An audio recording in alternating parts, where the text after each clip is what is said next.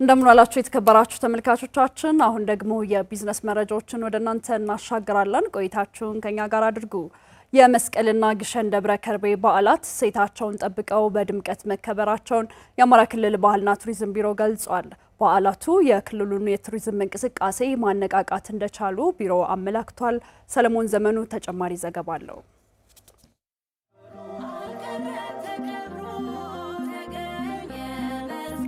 በአማራ ክልል ከሚከበሩ ሃይማኖታዊና ባህላዊ በዓላት መካከል የመስቀልና የግሸን ደብረ ከርቤ በዓላት ተጠቃሾች ናቸው። በዓላቱ ህዝባዊ በዓላት በመሆናቸው አከባበራቸው ከፍተኛ ድምቀት ያላቸው ከመሆኑ ጋር ተያይዞ የውጭ ዜጎችም ጭምር የሚታደሙባቸው ናቸው። በመሆኑም እነዚህ ህዝባዊ በዓላት በድምቀት እንዲከበሩ የቅድመ ዝግጅት ስራዎች ተከናውነዋል በማለት የአማራ ክልል ባህልና ቱሪዝም ቢሮ ምክትል ኃላፊ አቶ አባይ መንግስቴ ገልጸዋል። በዓሉ እንደሚታወቀው ከዚህ በፊትም በተደጋጋሚ እንደምንገልጸው የህዝብ ነው።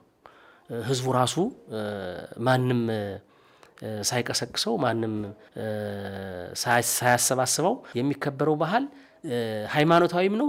እዛው ሳለ ደግሞ ባህላዊም ጭምር ስለሆነ ሰዎች በባለቤትነት ነው በየዓመቱ በድምቀት የሚያከብሩት ማለት ነው። ይሄ ውብ የሆነ ድንቅ የሆነ የቱሪስቶችን ቀልብ የሚገዛ ሊዝናኑበትም ለምርምርም ጭምር ሊሆን የሚችል ትልቅ የአደባባይ በዓል ወደ ኢትዮጵያ ወደ አማራ ክልል መጥተው እንዲጎበኙ የማስተዋወቅ ስራ ስፋት ባለው ሁኔታ ለመስራት ጥረት ተደርጓል። በዚህም ምክንያት የመስቀል በዓል በሁሉም የክልሉ አካባቢዎች በድምቀት መከበሩን የገለጹት አቶ አባይ በመላው ኢትዮጵያ የመስቀል በዓል የሚከበር ቢሆንም በአማራ ክልል ደግሞ በጣም ሰፋ ያለ በትልልቅ ከተሞች በተለይ ደግሞ ልዩ ገጽታና የቱሪስቶችን ቀልብ በሚይዝ እና በሚያዝናናም ጭምር የሚከበር ነው። በዚህ ምክንያት በዓሉ ቅድም እንዳልኩት በድምቀት ነው የተከበረው። በገጠርም በከተማ በድምቀት ነው የተከበረው እና የውጭም የሀገር ውስጥም ቱሪስቶች በስፋት ተንቀሳቅሰዋል ብሎ መውሰድ ይቻላል። በተመሳሳይ መስከረም 21 ቀን የተከበረው የግሸን ደብረ ከርቤ በዓል ድምቀት እንደነበረው ገልጸዋል። የግሸን ደብረ ከርቤም በተመሳሳይ ተከብሯል። ሃይማኖትን ከሚከተሉት ሰዎች በላይ ሌሎችም ማህበረሰቦች የመጡ ምስክርነታቸውን እየሰጡ ለጤናም ፈውስ እያገኙ የሚሄዱበት በመሆኑ ምክንያት የሀገር ውስጥ ቱሪስቶችም በጣም ነው እንትን የሚሉበት ከተለያየ የሀገሪቱ አቅጣጫዎች። የንግስ በዓሉ የሚካሄደው በ21 ነው። ነገር ግን ደግሞ ከሳምንት በፊት በተለያዩ የትራንስፖርት በየብስ ነው አክቹአሊ ሲጓዙ የሰነበቱና በአካባቢው ደርሰው የሰነበቱ በሚሊዮን የሚቆጠር የህብረተሰብ ክፍልና በጥቂቱም የውጭ ሀገር ቱሪስቶችም ጭምር የተገኙበት ነው። በድምቀት ነው የተከበረው። በዓላቱ ህዝባዊ በዓላት ቢሆኑም እሴታቸውን ጠብቀው በአግባቡ እንዲከበሩ በተደረገው ጥረት የክልሉን ቱሪዝም ማነቃቃት በሚያስችል መንገድ መከበራቸውንም አስረድተዋል አቶ አባይ። እነዚህ በዓላት በአንድ በኩል ሃይማኖታዊና ባህላዊ በዓላችንን አስጠብቀን ተንከባክበን ጠብቀን ትውልዱ የባለቤትነት መንፈስ ኖሮት እንዲያከብረው ካለባበስ ጀምሮ ቅድም ከእንግዳ አቀባበል ጀምሮ ያለውን የአባቶቹን የአያቶቹን ውርስ በተገቢው መንገድ ይዞ እያከበረው እንደሆነ በግልጽ ማየት ይቻላል። በሌላ በኩል ደግሞ ለቱሪዝም ወይም ለጎብኚዎች ደግሞ በጣም ውብና ማራኪ የሆነ የአደባባይ በዓል በመሆኑ ምክንያት ሁለተኛ ሃይማኖታዊ መንፈሳዊ ፈውስም ጭምር የሚሰጡ ነው በመገኘቱ ምክንያት የተለያዩ የጎብኚዎች አካላት ወደ አካባቢው ለመስቀልም ለግሸን ደብረ ከርቤም በሚመጡበት ጊዜ የክልሉን የትኛውንም አካባቢ አቋርጠው ስለሚመጡ የክልሉን ኢኮኖሚ በማነቃቃት በኩልም ከፍተኛ የሆነ ሚና ነው እየተጫወተ ያለው። በቀጣይ በዓመቱ በክልሉ የሚከበሩ ሃይማኖታዊና ባህላዊ በዓላት ድምቀት ኖሯቸው የሀገር ውስጥም ሆነ የውጭ ጎብኚዎች የታደሙባቸው እንዲሆኑ እየተሰራ መሆኑንም አመላክተዋል። የአኩሪ አተር ምርትን በጥራት በማምረት ወደ ገበያ ለማቅረብ እየሰሩ መሆናቸውን የምዕራብ ጎንደር ዞን አርሶ አደሮች ተናገሩ። አርሶ አደሩ ዘመናዊ ቴክኖሎጂ እንዲጠቀም በማድረግ በኩል ደግሞ ከ148 ሺህ ሄክታር በላይ መሬት በአኩሪ አተር ሰብል መሸፈኑን የዞኑ ግብርና መምሪያ አስታውቋል። በጉዳዩ ላይ ስራው ድንቅ ደሳለው ተጨማሪ ዘገባ አላት።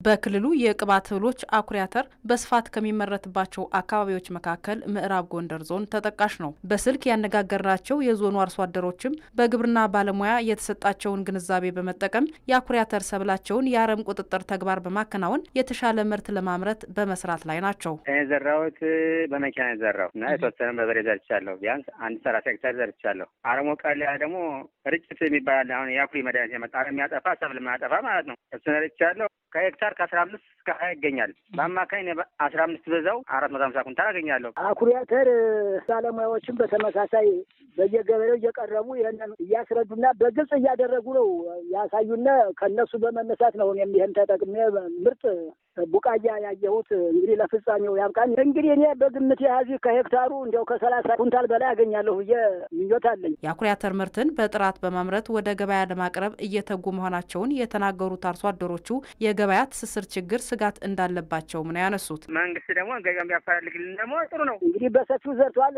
ከዚች ላይ ገበሬና መንግስት መጣጠብ አለበት። ምክንያቱም መንግስት በዚህ ዙሪያ ላይ አርሶ አደሩን በደንብ አይቶ የገበያን ጉዳይ አመቻች አርሶ አደሩ በእውነት የልማት አርበኛ ሆኖ ነው የሚታየኝ። የምዕራብ ጎንደር ዞን ምክትል አስተዳዳሪና የዞኑ ግብርና መምሪያ ኃላፊ አቶ አንዳርጌ ጌጡ በዞኑ ከ148,000 ሄክታር በላይ መሬት በአኩሪ አተር ሰብል መሸፈኑን ገልጸዋል። በምርት ዘመኑ የታቀደውን ምርት ለማሳካት ዘመናዊ ቴክኖሎጂን አርሶ አደሩ እንዲጠቀም ተደርጓል ነው ያሉት። ለኤክስፖርትም ለአገር ውስጥ ኢንዱስትሪ ግብዓትም የሚውለው የአኩሪ አተር ሰብል ነው። በዚህ ምርት ዘመን ወደ 148,000 ሄክታር መሬት በአኩሪ አተር በዘር እንሸፍናለን ብለን ይዘናል። እስካሁን በዘር የተሸፈነው 148,446 ሄክታር መሬት በዘር ተሸፍኗል። አሁን ላይ በሁሉም የዝናብ ስርጭቱን መሰረት አድርጎ የሰብሉ ቁመና በአኩሪ አተርም በሰሊጥም ጥሩ በሚባል ደረጃ ላይ ነው ያለው።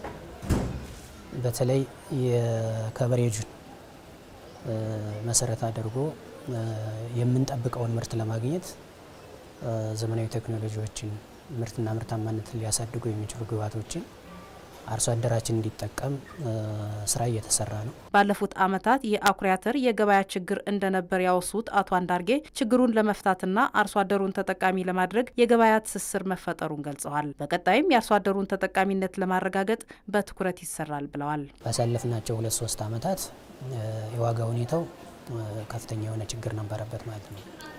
ነገር ግን ባለፈው ዓመት ጥሩ የገበያ ትስስር ነው የነበረው ማለት ነው። ስቲል ነው ከሰሊጥ ትይዩ እየተሸጠ ነው ያለው ማለት ነው።